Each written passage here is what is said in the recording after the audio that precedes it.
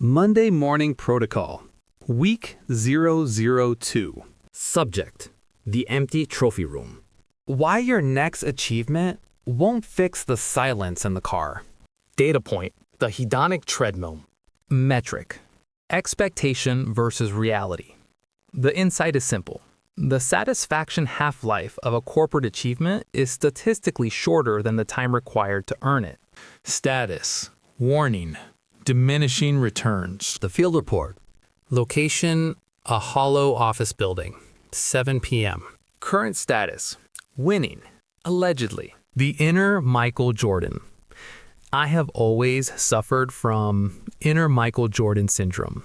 It is that irrational, hyper-competitive itch that makes a man treat a Tuesday night pickup basketball game like Game 7 of the NBA Finals. A few years back, I brought that frantic energy into my career.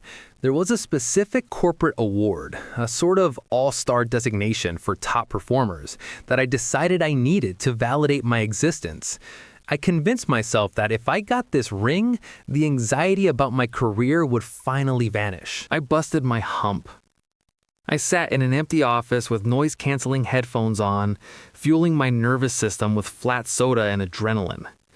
I neglected my actual life to feed the professional one. I optimized every presentation until it gleamed. And then it happened. I won. There was confetti. There was a handshake from an executive. They gave me a gold ring that looked suspiciously like a glorified high school class ring. But here is the data point that matters: the drive home. I sat in my car with the ring in the passenger seat, waiting for the glow. I waited for the feeling of permanent validation to wash over me. But the silence in the car was deafening. I realized with terrifying clarity that I was the exact same guy.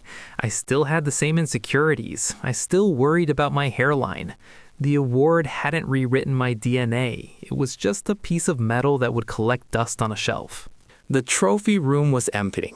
The intel: achievement is greater than satisfaction. In data science, we talk about baselines. When I walked back into the office the Monday after winning, I expected a halo of respect.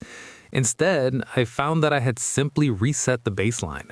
By proving I could pull off a miracle, I hadn't crossed the finish line. I had just cranked up the speed on my own treadmill.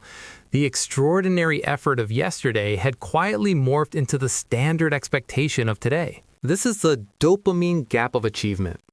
We convince ourselves that the next win, the next promotion, or the next tax bracket will finally make us feel enough. If you are running that race right now, staring at a laptop at midnight, convinced the next win will fill the void, let me save you the mileage. The trophy room is empty.